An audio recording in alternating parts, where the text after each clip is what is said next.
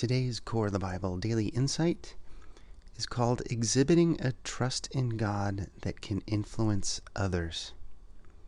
And the theme is that true wisdom creates an active trust in God. And this comes from a passage in Proverbs which says, "Turn your ear and listen to the words of the wise. Apply your heart to my teaching, for it's a pleasant thing if you keep them within you, if all of them are ready on your lips. I teach you today, even you, that your trust may be in Yahweh." And that's Proverbs 22, verses 17 through 19. You see, the writer of Proverbs provides us with understanding regarding the nature of true wisdom. True wisdom causes us to trust in God. However, it only accomplishes its goal as we apply and review it regularly to where it's a ready resource for us to draw from. And the process begins with our ears. We must hear the words of the wise.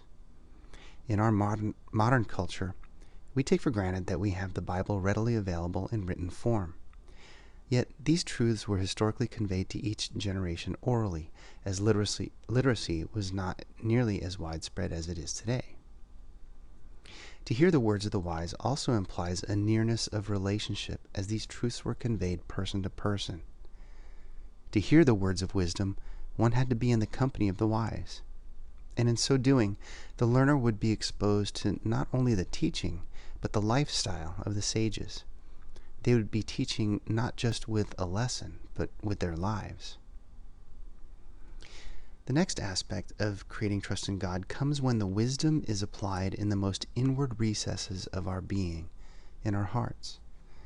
To apply the wisdom is to place or station it in this place so it will remain sure and steadfast and become part of our deepest makeup, our constitution.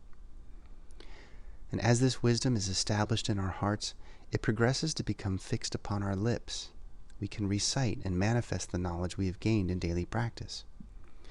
Yeshua confirms this aspect of our inmost being when he teaches, "Out of the overflow or abundance of the heart, the mouth speaks." And that's from Matthew 12.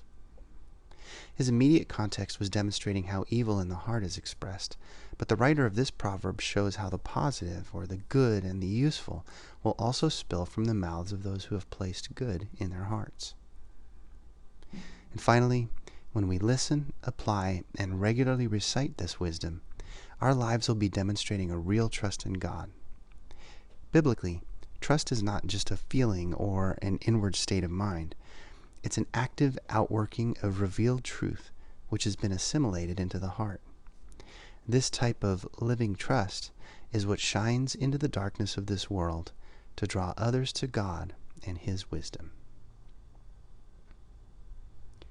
Well, I hope today's insight was helpful for you. Please be sure to stop by and visit coreofthebible.org for many more biblical resources. Thanks so much for listening today. Take care.